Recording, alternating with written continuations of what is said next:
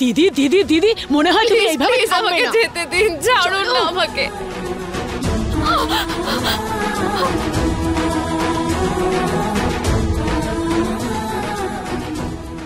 দরজা খুলুন, দরজাটা খুলুন না প্লিজ, দরজাটা খুলুন না।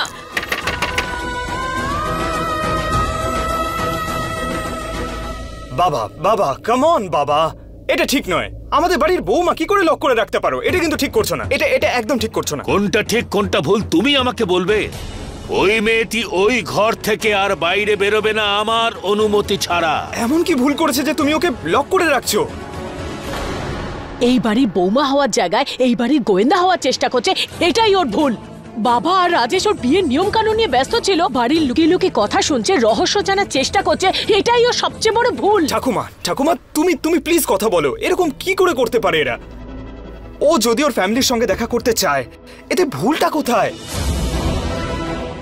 প্লিজ প্লিজ তুমি কথা বলো, এটা ঠিক হচ্ছে না কিন্তু একদম। প্লিজ দরজাটা খুলুন না, এরকম করবেন না আমার সাথে প্লিজ। আমি বাড়ি যেতে চাই, বাবার কাছে যেতে চাই প্লিজ। শেখর ঠিক বলছে রাম, জানকী আমাদের পরিবারের পুত্রবধূ, কোনো অপরাধী নয়, তোকে শাস্তি দিতে হবে। ওই নিরীহ মেয়েটাকে শাস্তি দিস না, ওকে আটকে রাখিস না। শোনো, মা ঠিকই বলছেন, খুলে দাও না দরজাটা। বাজে কথা বন্ধ করো তোমার। আমি খুব ভালো করে জানি আমি কি করছি এবং কেন করছি, সো প্লিজ ডোন্ট ইন্টারফেয়ার। আমি জানকীকে ঘরে আটকে থাকতে দেব না, আমি যাচ্ছি খুলতে। দাঁড়াও মা।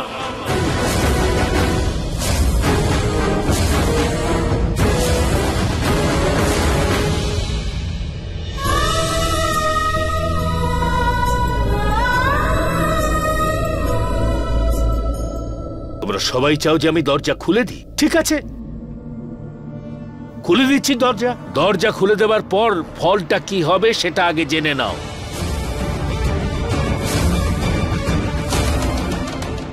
দরজা খুলে দিলে জানকী বাইরে এসে সবাইকে হর্ষের ব্যাপারে বলে দেবে, সবাই জেনে যাবে যে হর্ষ পাগল। আর তারপর সমস্ত মিডিয়া নেকড়ের মতো আমাদের সম্মানকে ছিঁড়ে খাবে, আমরা কাউকে আর মুখ দেখাবার যোগ্য থাকবো না। তোমরা কি এটাই চাও শেখর? তুমি এটাই চাও? বাবা, দুনিয়াটা এই রকমই। আমরা নিজেরা যদি নিজেদের না বাঁচাই তাহলে অন্যেরা এসে আমাদের ছিঁড়ে খাবে। আর মা, তুমি চাও না যে হর্ষ ঠিক হয়ে যাক, আগের মতো হয়ে যাক? জানকী যদি এই বাড়ি থেকে চলে যায়, হর্ষ আর কোনোদিন সুস্থ হবে না। শুধু হর্ষই নয়, আমাদের বিজনেস যা আমার বাবা আর তোমার নাতি এত দূর পর্যন্ত নিয়ে এসেছে, সেটাও কিছু সময়ের মধ্যেই শেষ হয়ে যাবে। আমরা সবাই পথে বসে যাব, হর্ষ সুস্থ হবার আর কোনো উপায় থাকবে না। তাহলে তোমরা এটাই চাও? তোমরা চাও যে আমি দরজা খুলে দিই আর হর্ষ আর আমাদের পরিবারের সম্মান ধুলোয় মিশে যাক?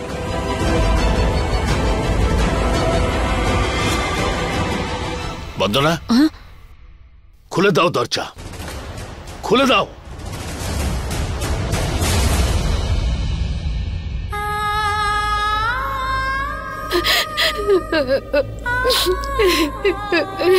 খোলো না।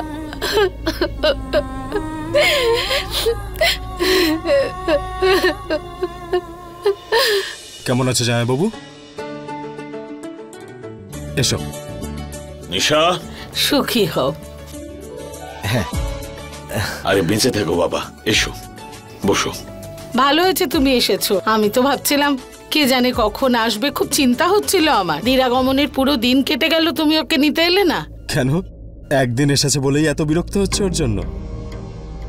মা, এই তোর মতো বেকার বসে নেই, ও নিজের ডিপার্টমেন্টের হেড, আর অনেক কাজ থাকে ওর, সেই জন্য লেট হয়ে গেছে, তাই না কৃষু? হ্যাঁ, এইসব হর্ষ জামাইবাবুর জন্যই তো আছে এসব ডিপার্টমেন্ট হেড মজগিরি। কি নিশা? নিতিন চুপ কর। মা, মজা করছি। আচ্ছা, জানকী দি কেমন আছে? সব ঠিক আছে তো ওখানে? হ্যাঁ হ্যাঁ, একদম ঠিক আছে। কাল আসছে তোরা অষ্টমঙ্গলার উপলক্ষে। ওরা মানে জামাইবাবুও আসবে তো বাবা? না, ওই বিয়েতে তো বেশি দেখতে পাইনি, তাই ভাবলাম এই অনুষ্ঠানেও আসবেন কি না। আবার দেখতে পেলাম সেটাও ল্যাপটপেই বলে দিল। এই নাও জানো কি, হয়ে গেল অনুষ্ঠান। যা যা কৃষু, লেট হয়ে যাচ্ছে। নিশা কথাটা তো শোন। আমি ভাবছিলাম আজ আমি এখানেই থেকে যাই, কাল একেবারে জামাইবাবুর সঙ্গে দেখা করে ফিরবো। না নিশা, আমার না এসিতে ঘুমানোর অভ্যেস হয়ে গেছে, তুমি তো বুঝতেই পারছো। যাওয়া যাক। হ্যাঁ চলো। চলি মা। চলে গিয়ে দিয়ে আসি। আয়। বাবা, ওরা তো আমার কথা বুঝবে না, হয়তো তুমি বুঝতে পারবে। আমি শিওর বাবা যে জানকীদের এই অনুষ্ঠানটাও না কোনোভাবে হবে না। এই শাস্ত্রী পরিবার খুব চালাক বাবা। বিয়ের পর থেকে এখনো দিদি তোমাদের সঙ্গে একবারের জন্য ফোনে কথা বলেনি। যে ফোনে কথা বলতে পারছে না সে অনুষ্ঠান করতে বাড়ি আসবে ভাবছো? তাহলে দেখাই যাক, কালকেই তো সবটা বোঝা যাবে বাবা। এলাম।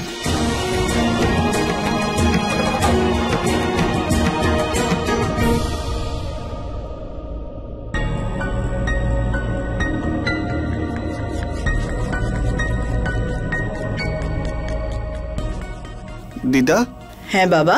তোমরা ওই মেয়েটাকে ঘরের ভিতর কেন বন্ধ করে রাখলে? করতে হয় বাবা, কখনো কখনো ইচ্ছে না হলেও এরকম কাজ করতে হয় বাবা।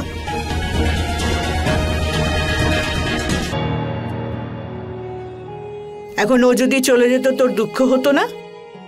কত খারাপ লাগতো তোর, সেই জন্যই ওকে আটকেছি। কিন্তু তুই দেখিস খুব শিগগিরই তোর সাথে দেখা করবে। কিন্তু দিদা, ওর তো চোট লেগেছে, আর ওর নিশ্চয়ই ভয় করছে না, বলো দিদা? না বাবা, তোর পুতুল খুব স্ট্রং, সবকিছু মেনে নেবে, আর একদিন দরজা খুলে বেরিয়ে আসবে। নে শুয়ে পড় এখন। দিদা, একটা গল্প বলো না।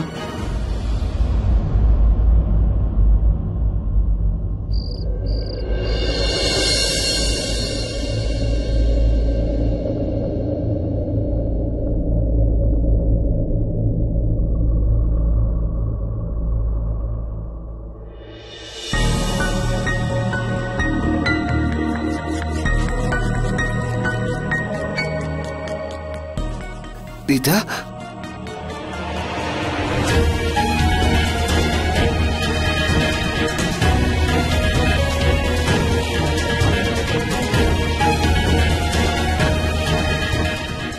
হর্ষদা, হর্ষদা প্লিজ দাদা, আমার পৃথিবীর সব থেকে ভালো দাদা, খুব মিষ্টি দাদা, একবার দরজাটা খোলো প্লিজ।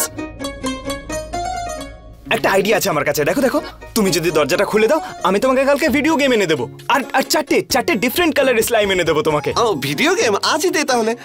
কাল তো আর তুই দিবি না, কারণ তুই মিথ্যে বলিস, তুই ভীষণ মিথ্যেবাদী। আমি একটু ডিগবাজি খেয়ে দেখাবো তোকে। আরে দাদা, দাদা শোনো না। আরে আরে আমিও করবো তো দাদা, দাদা আমিও রোল করবো। দাদা যেও না ওদিকে। দাদা, দাদা শোনো না। দাদা, দাদা আসছো তো তুমি? এসো এসো, তাড়াতাড়ি এসো, দরজাটা খোলো। দাদা প্লিজ আমাকে বার করো। এই শোন শোন শোন শোন, দরজা খোল, দরজা খোল খোল। এটা হাসদাদা বন্ধ করছে? আরে হ্যাঁ রে, বদমাইশি আর কি করবে বলতো, তাড়াতাড়ি খোল। আমি কি করে জানবো চাবি কোথায়? নিয়ে আয় তাড়াতাড়ি। ও দাঁড়া। Very good. ওয়াও, ভালো। কি করে করলি? কি করে করলি? আমাকে শেখা না। আমাকে তুই শিখতে চাস? শেখা না আমাকে। শিখো। এসো এসো এসো, আমাকে বন্ধ করেছিলে। থ্যাংক ইউ দিদা। আমি যাবো ওই মেয়েটাকে দরজা খুলে। একদম নয়। আমার ছেলের বিয়ে ছিল, তার মানে এটা নয় যে আপনি যা কিছু করতে পারেন। ইমিডিয়েট পেমেন্টের কথা ছিল, 30 দিন হয়ে গেছে। ঠিক আছে?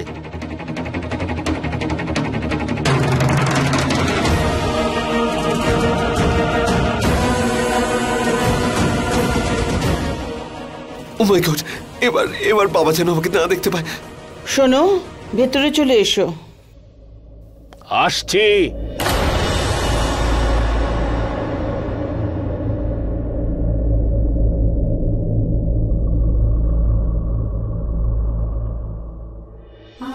এরকম একটা জীবন আমি কি করে কাটাবো ঈশ্বর?